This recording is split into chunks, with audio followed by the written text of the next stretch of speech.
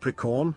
This is Inspire 2016 with your weekly tarot reading for the week commencing the 15th of March until the 22nd of March 2021. The first card for you is representing, how do you feel about yourself? Your card is the Nine of Wands. You are so close to completing a particular project or task, but at the last minute, you are faced with yet another challenge or setback. Know that you have the inner resources necessary to overcome any difficulty you encounter, even though it may seem impossible at the time. You are so close to finally achieving success. Do not give up now. The Nine of Wands is a sign of hope and encouragement that if you stand firm and strong against your challenges, you will achieve your goal. The challenges before you now are only the last bit of darkness before the break of a wonderful dawn. The Nine of Wands is like the one last test or challenge before you can reach ultimate success. You feel as if you have come to the end of your fighting powers, but you have the skill and determination in reserve. You are in a position of strength, and by drawing upon all of your courage and abilities, you will prevail. Once the last obstacle is overcome, you are home free. The second card for you is representing, what do you want most right now? Your card is the Four of Swords. What do you want most right now is a period of rest and recovery after a time of challenge, with the promise that, once recovered, you can and will return to the challenge. In the meantime, the Four of Swords provides a new challenge, to stay silent and inactive. This is the time. Build up your mental strength. Meditate and spend time in a calm atmosphere. You need to replenish your strength and spend time in spiritual thinking. You need to rest and relax.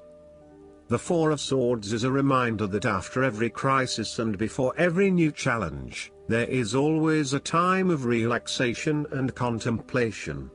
Constant stress and tension will break even the hardest and most resilient of people, but brief periods of rest enable you to refresh your energy, concentration and focus, ready for the next challenge. These rests should be used wisely, to heal the body and ready the mind.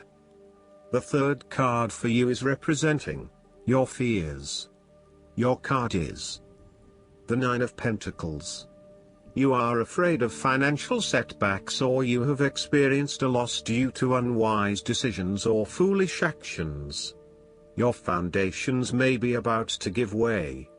If they do, learn from your mistakes and build a more solid and secure foundation next time.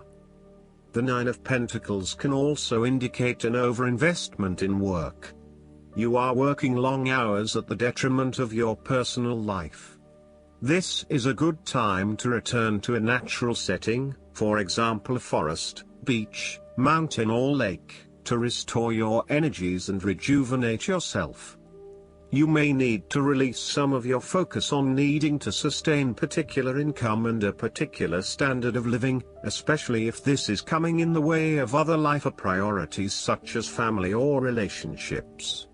You may think you need the best of everything, but really, all you need is your family and loved ones around you. Do not be afraid to take a cut to your income for a short time or to reduce your hours at work, even if this means that you have to eat rice and beans each night for a week to make up for it. It is important that you are focused on what is most important to you.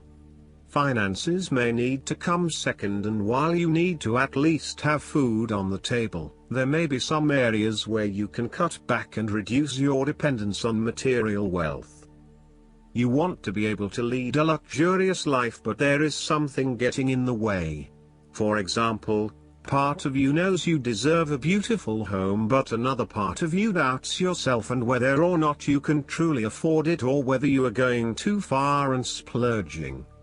You want to be surrounded by beauty, but you also do not want to be dependent on material possessions for your satisfaction and fulfillment. You do not want to be seen as spending your money frivolously, and so you are reluctant to invest in luxury. The fourth card for you is representing what is going for you. Your card is the Five of Swords. You are engaging in conflict or finding yourself disagreeing with others, leading to tension and hostility. Despite thinking you have won, you may still end up the loser because you have hurt or annoyed others and have subsequently isolated yourself.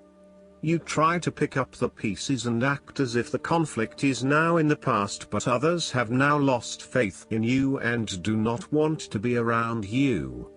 This might be one of those times when it feels like everyone is against you and you may lose some friends along the way.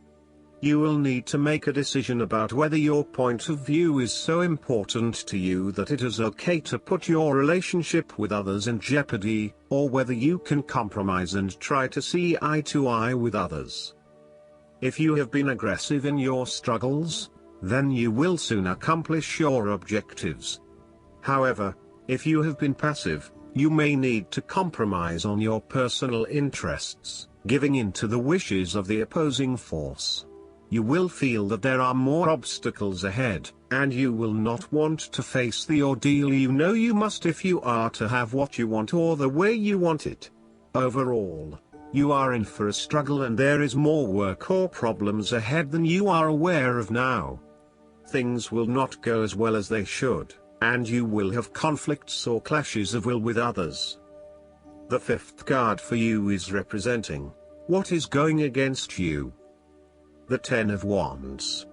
You are afraid and unnecessarily holding on to this burden when you do not need to. If you are feeling weighed down by your present circumstances, look at different ways you can lighten the load. Can you delegate certain tasks and responsibilities? Are you worrying about matters that do not concern you or cannot be changed? Do not become a martyr and take on more than you can realistically handle. If you are going through a challenging time, then the Ten of Wands indicates that this time will soon pass and you will feel less of a burden weighing on your shoulders. You may be actively identifying those activities that do not bring you any value in your life and you are starting to release yourself from these unnecessary responsibilities. You may even be going through a purging process, clearing out old clothes and selling old furniture, in order to declutter and simplify your life. You will benefit from better organization and prioritization at this time. On the other hand, you might be avoiding responsibility and making it even more difficult for others who must take on your share. Thus, the saying, "You have made your bed, now lie in it," is very appropriate for this card. The last card for you is representing the likely outcome that you may have. Your card is the Two of Cups. There will be a beautiful start to a new romance in which you experienced understanding, harmony and deep love between two souls. The seed has blossomed into a tree of appreciation. Kindness and thoughtfulness will bind your two hearts together with the feeling of being simultaneously very special to one another. This card can also refer to marriage, proposals and engagements, particularly as this card portrays what looks like a wedding or hand fasting. It is a reflection of commitment between two individuals, to say that they will go through life together, always considerate of each other's needs and wishes. This card typically points towards a relationship that is based on mutual attraction and romantic inclinations. It reflects the clear, nurturing, supportive and heartfelt exchange of emotions that is the gift of a romantic relationship. The Two of Cups represents love that is nurturing, creative, clearly focused, inspirational and equally fulfilling. Last but not least, the guidance card for you is the donations, tithing, and charitable work. This card reminds you that giving and receiving are two sides of the same energy. If you've felt stuck lately, as if your efforts aren't being rewarded, then it's time to reverse the energy flow. We often become blocked when our focus is solely upon receiving and what can I get? To turn this around, Focus upon how can I serve? One way to open up the flow of abundance is to give away what you'd like to receive. So, in order to have more time, volunteer for a worthy cause.